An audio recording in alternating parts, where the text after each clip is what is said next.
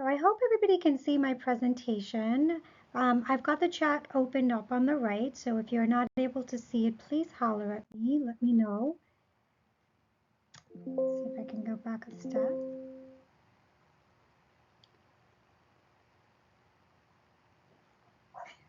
Debbie, I'm going to have you be my person on the other side of things. If you can use the chat and just let me know, are you hearing me okay? And can you see my screen?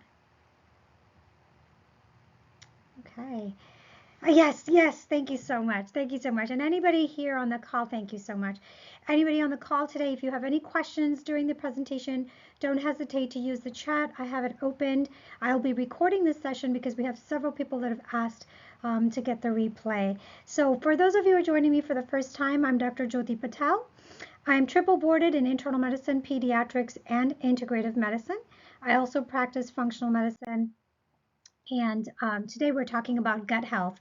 So using the chat, if you're listening to me this afternoon, do you suffer from any one of these things? Brain fog, weight gain, chronic fatigue, recurrent infections, or you've been diagnosed with asthma, eczema, allergies, have a problem with acne or rosacea, an autoimmune condition, or maybe you're dealing with high blood pressure, heart disease, blood sugar issues, anxiety, or depression. If you feel comfortable sharing, comment yes in the chat. And so for yes, maybe one or two. I hear you. I hear you. I'm all on board. I mean, this is a very common slide. People say yes, yes, yes, yes. And how many times did your doctor or care provider tell you that they're all connected to one thing? They have one thing in common. Do you know what they may have in common? Your gut. Your gut health isn't just about your diet. In fact, it's often an indicator of your overall health. So, did you know that there's a gut-brain axis? So, if you're suffering from brain fog, memory loss, you have problems with Parkinson's or Alzheimer's or autism, or you have mood disorders like anxiety and depression, we know now that it's connected to your gut.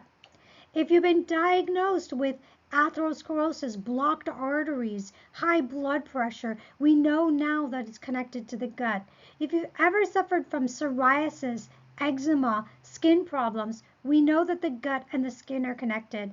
And if you are like the rest of us and you struggle with challenges with weight, or you have problems with blood sugar regulation, we know now that the gut has everything to do with it.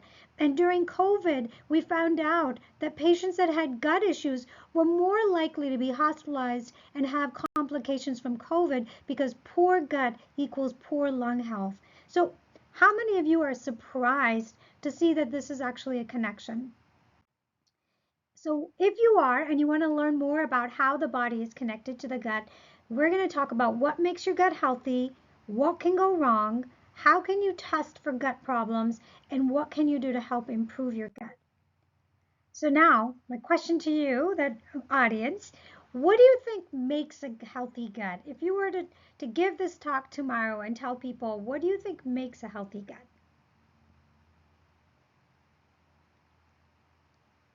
Fiber. Fiber is water, great. Yes. exercise, sleep. Yes, yes, yes, Barb. Absolutely. So those are all fabulous things. Your gut needs healthy diet, lots of fiber, rich in color.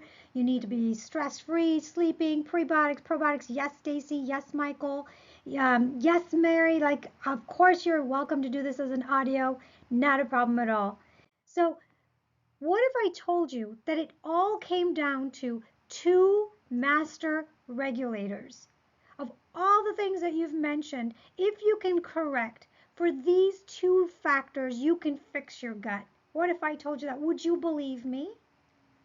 Well, if you are a non-believer, I'm going to talk to you about these two systems and how if you balance your gut microbiome and you balance the nervous system in the gut, you can actually fix 99% of everything that's wrong with your gut. Isn't that exciting? Now, The first thing I want to talk to you about is the gut microbiome. How many of you have heard that term or know what the gut microbiome is? And if you haven't heard of it, you're definitely going to hear about it today. The gut microbiome are trillions of organisms that live in your digestive tract. Think of an ecosystem, a rainforest of bacteria, viruses, parasites, and fungi that are living inside your gut as we speak.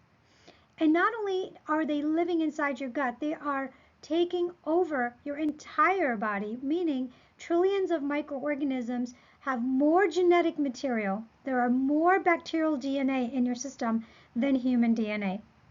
And the gut microbiome, this bacterial mass, actually makes chemicals to regulate your immune system, your brain health, your heart health, your metabolism, your mood, and so much more. Now, you see here, there's so many functions of the gut. If you have trouble with acid reflux, you're not digesting properly, if you have gas and bloating, if you're not absorbing your vitamins, minerals, and nutrients very well, if you're always getting infections, if you're always feeling tired and sluggish and brain fog and think you are full of toxins and you're not detoxing very well, if you're having problems with regulating your hormones and mood, it's all related to the gut microbiome. And that is why these organisms are so important in helping us feel better and being healthy. So what's important for you to understand is that if you want to have a healthy gut microbiome, there may have been things that happened to you in the past that dysregulated your microbiome. We know that babies that are born by C-section, mothers that got antibiotics during delivery or had to formula feed, these babies have a higher propensity for metabolic problems and immune problems as they get older. But if you as an adult have had problems, exposures to heavy metals, mold, toxins, if you've been eating a diet that may be loaded with additives, preservatives, pesticides, processed food, if you've been drinking alcohol excessively or even smoking, these things can damage your gut microbiome. If you've taken antibiotics, acid reducers, steroids, artificial sweeteners like that one Diet Coke a day is killing your gut bugs. If you're not getting enough fiber in your diet, it's killing your gut bugs. So it's such an important part to remember that through your lifespan, if any of one of these things have been in your life, you could potentially have lost some good species and diversity. And that could be the upstream problem that you're suffering from.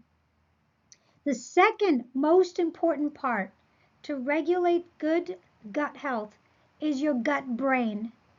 Did you know that when you were in your mother's womb, between 8 and 12 weeks, your brain, part of your brain, migrated down from your head into your abdomen and created something we call the second brain. It's completely independent of your first brain. It can work independent. So people who are in a coma or clinically brain dead can still have their digestive tract working and be tube fed because their enteric nervous system is still active. And that second brain that's living in your gut is consisted of 500 million neurons, more than your spinal cord, right? And it comes from the same tissue as your brain. Did you know that? Isn't that fascinating to think that we have a second brain sitting in our gut? And that second brain is what makes you salivate. That second brain is what makes your stomach make acid and enzymes and bile and tells your digestive tract to digest your food. It's not the first brain, it's the second brain that's doing that. Also, the contractions of your colon to move food along comes from your second brain. And the second brain causes blood to flow into the gut to help you digest and absorb your nutrients. So it's such an important part of your digestive tract because if the digestive system, the gut health, the gut brain is not working, everything shuts down. It's basically like the lights went out and the factory shuts down, right? You could be doing everything right, but there's nothing electrical happening in the system. And so it's basically like losing power. So you don't want to lose power. You want to definitely keep the lights on if you want to digest properly. An important part of this nervous system is called the MMC. It's a group of neurons that basically cleans out your gut every 90 minutes. Did you know that your colon cleans itself out every 90 minutes? And the system sweeps the colon, getting rid of undigested leftover food, bacteria, and toxic waste. And oftentimes when people have problems with their digestion is because this motor complex stops working. All right, so it's really important that you remember that there are two components. One is the microbiome and the second is the nervous system. And here's what damages our nervous system. Chronic stress shuts down the vagus nerve. Poor diet shuts down the vagus nerve. And certain medications, alcohol, tobacco, if you have an underlying condition like diabetes, Parkinson's, MS, thyroid problems, it can damage the nerves of your abdomen. Again, lifestyle, sleep deprivation, dehydration, eating the wrong kinds of food, having an overgrowth of bacteria, chronic inflammation in your joints, in your body, being sedentary, being exposed to chemicals from the environment, all of that can damage the vagus nerve. And the vagus nerve is what regulates your digestion. So we want that to be robust. Now, if this doesn't prove to you, this is an important slide. Gut health is often an indicator of overall health. Here's a list of conditions that are all tied to poor gut health. Do any one of you know people or have something on this list? Chronic GI issues, cardiac heart issues, autoimmune conditions, skin conditions, mood disorders. Oh, there's all this talking happening. I think I'm hearing feedback. Apologize if you're hearing feedback. Neurological disorders. If somebody has their, I think maybe I'm getting feedback from somebody who's got their mic on. Allergies, chronic fatigue syndrome, chronic pain syndrome. Yes, Marie, I hope everyone's got theirs on mute, but I feel like maybe there's some, there, it's gone now. Thank you for that comment. Periodontal disease, chronic infections, hormone problems. Did you know that if you have any of these conditions, the root cause of it is likely your gut? And if you have any of these conditions, likely bidirectionally, it could be affecting your gut. So it's such an important thing to remember that you may go to your doctor for endometriosis or for chronic sinusitis, and they never talk about your digestive tract. So I really want that point to go home today, that digestion is the root of a lot of conditions. So you may go to your traditional doctor, and it's not uncommon that people tell me they go to the doctor, they get a short visit, they don't really get all their answers, they get the basic tests, maybe a complete blood count or a metabolic panel. They might get a stool test to look for infections. They might even get an H. pylori test or a CAT scan, and they have their traditional, colonoscopy, endoscopy. But aside from that, a lot of times people don't feel like they get anything more than that. Now, I'm here to tell you that those are very important things to start with. You do want to go see your regular doctor. You do want to see a gastroenterologist and rule out some serious issues. But if you're looking for more, then as an integrative practitioner, here's how I approach gut health. So, in the chat, if you're willing to share, when was the last time you felt great? How old were you when you felt amazing? Let me describe it. You get up in the morning and you bound out of bed with lots of energy. You don't need an alarm clock. You feel light, you feel energetic, you feel focused. You're ready to take on the day. You look in the mirror, your skin is glowing, your breath is fresh. At least 10 years? Yeah. You feel amazing. Your gut, you go to the bathroom first thing in the morning, you empty beautifully, you feel completely empty, you feel light, refreshed, and ready to go. So That's an important thing for me because if somebody says to me, I've never felt that way, then things may have started way before, maybe during pregnancy, maybe your childhood. I take a detailed history to find out if you've been given antibiotics or steroids or antacids in the past. I talk to you about stressful events and past trauma because that can play a role in whether or not your autonomic nervous system, the second brain, is healthy or it's been stuck in fight or flight for decades. We talk about what you eat every day. How much alcohol do you drink? Do you exercise regularly? Do you sleep well? Do you have a history of smoking? Is there anybody else in the family that has gut issues? What do you think may have been the start of what's happening here? Exposures, infections, changes in your life, in your job, in your relationships. Do you know if there are any foods that might be triggering you? Have there been any hormonal changes? An excellent history in physical is important, and I tell my patients all the time, listen to your gut. 90% of it is right here, okay? And oftentimes people feel like they don't have enough time to share their story. So I mentioned that there are two major pieces that you must investigate if you want to fix your gut problems. And the first one is your nervous system. So I talked about the second brain, but let me take you down a journey. There's a nerve called the vagus nerve. In Latin, the word vagus means vagabond, wandering. This nerve starts in your brainstem. It travels through your ears, your eyes, your nose, your vocal cords, your airway. It pierces the diaphragm and it travels through your abdomen to regulate your digestion. And when you go into fight or flight, when you're younger, you're dealing with a stressful childhood trauma, or as an adult, you've had lots of blows to your nervous system through troubles and stressors, that vagus nerve stops functioning properly. So what I really like to give people input on is how is your vagus nerve working? So let me ask you guys listening.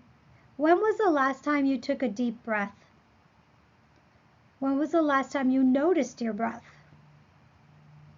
When was the last time you were out of your head and in your body and actually noticed smells, sights, touch, sensation? When we're chronically disconnected from the neck down, we don't even recognize our breath. We don't recognize touch and smell and taste. We're on a treadmill of thought, constantly speeding forward to the next thing and the next thing. And I can relate to that in my own life. And that constant disconnection from our body causes the vagus nerve to shut down. And just like if your lights went out in your home and your Wi-Fi shut down and your TV shut down and your refrigerator shut down, in the same way, when you're disconnected from the neck down, your digestive system shuts down. There's no more saliva, your mouth is dry. There's no more acid in your stomach. The valves that close off parts of your bowel become dysfunctional. Food starts refluxing back up in the esophagus. Food becomes stagnant and stale in your small intestine. Bacteria start to overgrow in your colon. You become constipated or you have chronic diarrhea. You have gas and bloating and you have leaky membranes. And not only that, that causes systemic toxicity and inflammation.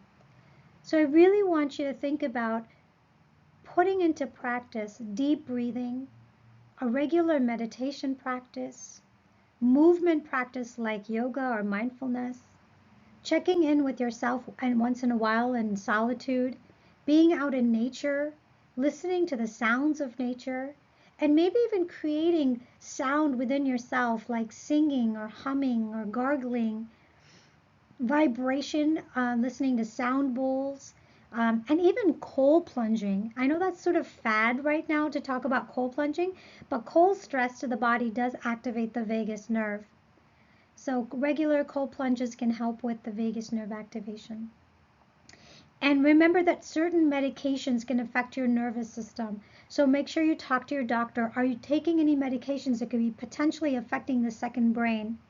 And if you have underlying conditions like diabetes or menopause or thyroid problems or brain conditions like Parkinson's or autoimmune conditions, these conditions may also impair the proper functioning of your enteric nervous system or your second brain or your gut brain, whatever you want to call it.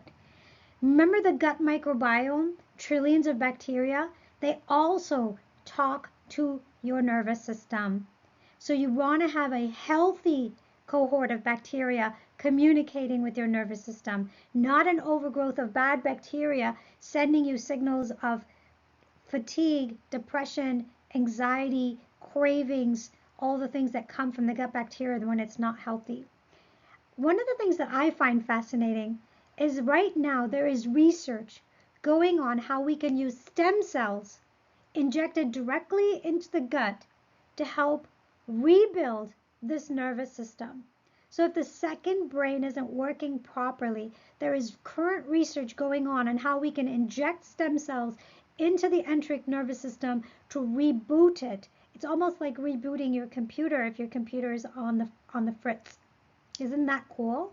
I think that's fascinating.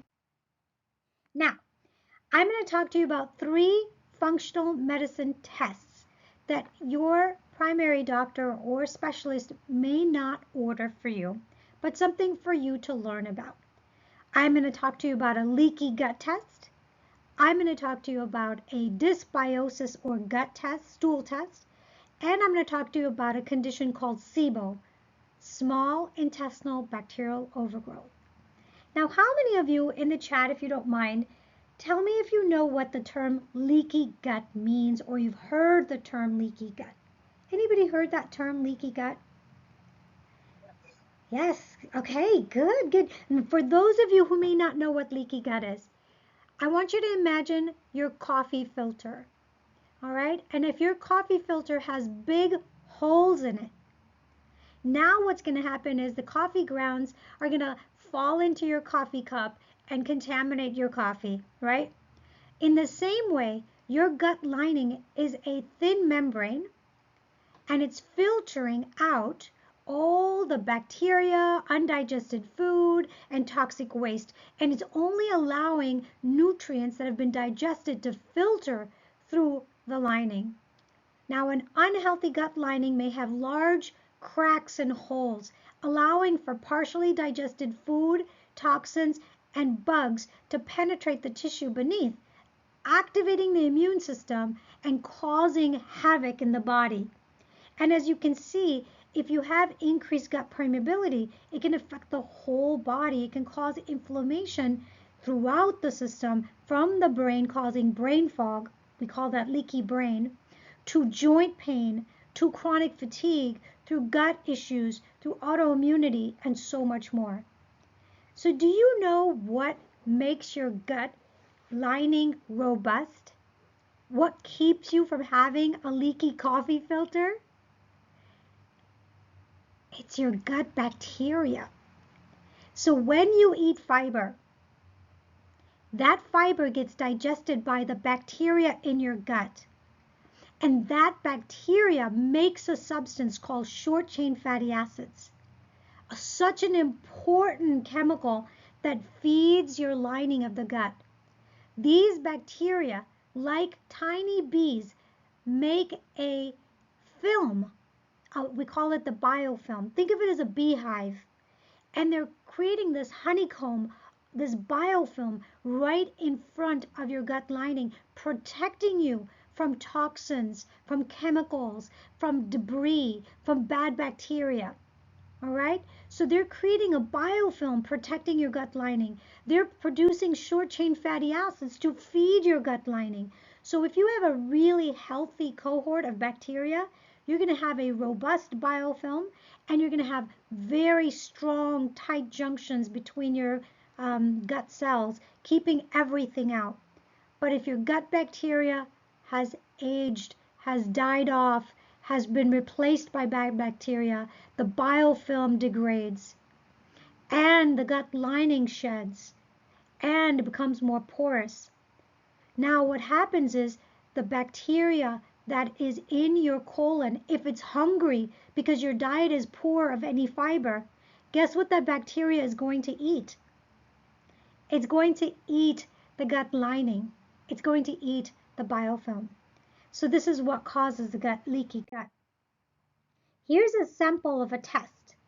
So what we do is we give people something called lactulose. It's a large sugar that does not get absorbed into the body unless you have leaky gut. And then we test your urine. And if we see that there's a large amount of lactulose in your urine, we know that you have leaky gut because you are absorbing this large sugar that shouldn't have passed through the coffee filter. Okay? So that's one way of testing for leaky gut. Another way is to check for zonulin levels. All right, second thing that we test for in functional medicine is your stool to look for imbalances of bacteria in your colon. So this is a stool test. We collect it and then we test for overgrowth of bad bacteria, malabsorption, inflammation.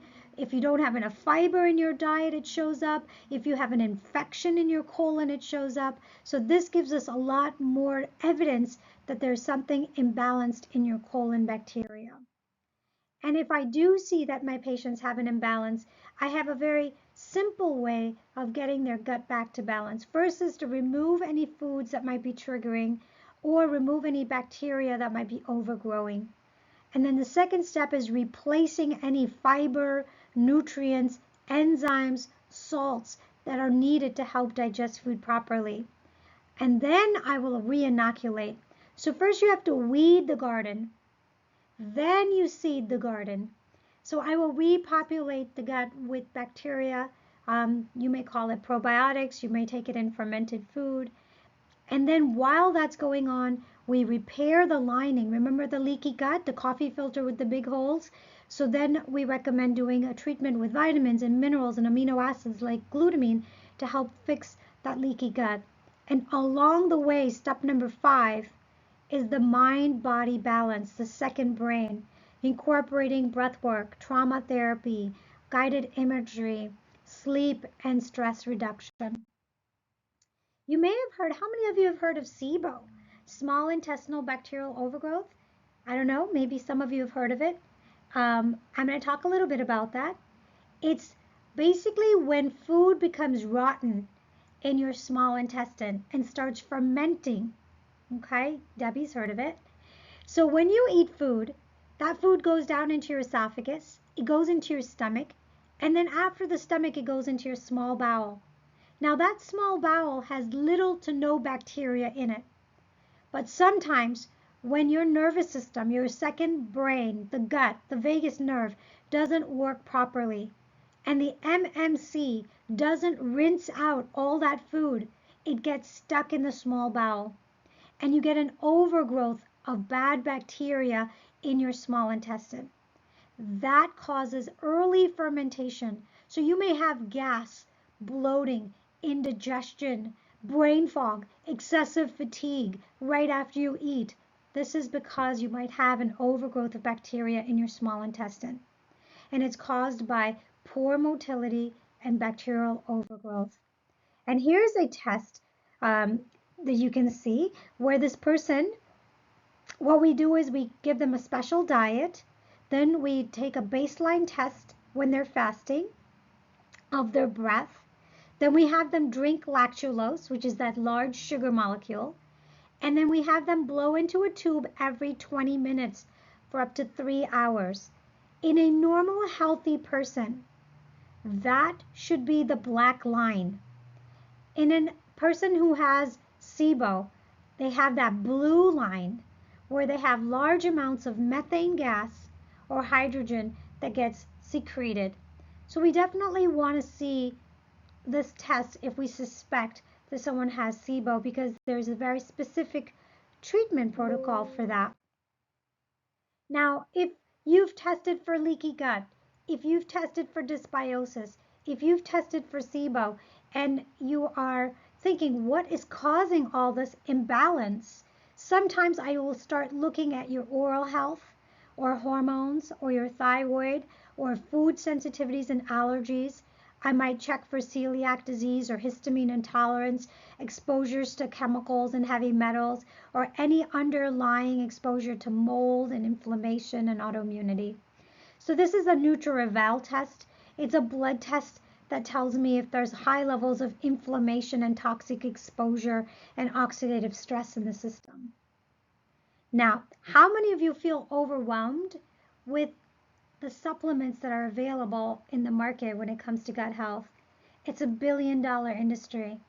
And I always tell people you can't supplement away an unhealthy lifestyle. Yes, Laura, I know. A lot of us are overwhelmed. So here's just a few of the enzymes and tools that I use in my clinic to help my patients realign their gut. Now, this seminar is too short for me to go through all these with you, but if this is of interest to you, you're always welcome to call the clinic and we can see about working with you and helping you identify the right supplements for you. Once you have treated the underlying problem that's causing disruption of the gut, it's important to maintain good health for the rest of your life. So I invite you to commit to a gut-friendly nutrition plan. What does that mean? It means you have to eat fiber, 30 to 40 grams a day, fruits, vegetables, seeds, and legumes to help feed those gut bugs. Also, try to include at least one probiotic food. Maybe that's the yogurt that you have every morning. Maybe it's apple cider vinegar that you add to your water before you start your day. Maybe it's sauerkraut or kimchi that you put in your salad or other fermented food that you like. Make sure that you're eating lots of color. Berries, cherries, grapes, pomegranate, all colors, green tea, black tea, have polyphenols, rich in antioxidants and anti-inflammatory agents that will help heal your gut. And it goes without saying, but there are highly processed inflammatory foods that are destroying your gut bugs, artificial ingredients, artificial sweeteners, diet sodas, sugary drinks, processed grains that are the root cause, oftentimes, of that poor gut microbiome. So, the redundant colon. Good question, Debbie. So really, the right thing to do is what's right, that feels right for you. So I'm going to take a little tangent about fiber and stool. Your poop or your stool has to look like snakes. If you're not getting nice, easy to move, soft snakes, you need more fiber and you need more water. If you get up in the morning and you empty your bowels and you feel clean, right? It's not smushy, it's not wet, it's not slimy, it doesn't feel like rabbit pellets, it's not hard. Then, if you're having any of the other ones, yes, you do need more fiber. But if you have nice, good, solid movements, then the fiber is really what you're needed. And the question about taking Miralax or taking a laxative of any kind, again, if you needed to move your bowels, it's fine, but keep moving yourself towards more fiber, more water to do it naturally, right? Anytime you use an aid to help you with bowel movements, I have no problem with that. I say everything is a tool, but make sure that you're also working on feeding your gut microbiome, eating fermented food, increasing your fiber intake, increasing your water intake, taking out foods that might be more inflammatory for you. And then if you want to take magnesium to move your bowels, or you want to drink some aloe water to move your bowels, or you like the idea of a Ayurvedic herb like truffula, or you want to take something like that, it's perfectly fine. So, yes, of course. And so, Sherry, so I have a question here. Are there foods to help with diarrhea? The answer is yes. So anytime you have diarrhea or constipation, it comes back down to the two things that I talked about. Poor gut health starts with an imbalance in the bacteria in your colon, and number two, a problem with the second gut brain. So we want to go back up to find out if you have food sensitivities, food allergies, food intolerances, because if you're eating things that your body is sensitive to, like dairy or gluten or certain types of foods, it doesn't even have to be those two. It could be that you're sensitive to eggs or avocados or almonds or something that people consider healthy. Your body's sensitive to it. Your body's natural response is going to be diarrhea, right? So we do want to go upstream to try to figure out what's causing inflammation in the bowel and what's causing you to evacuate rapidly.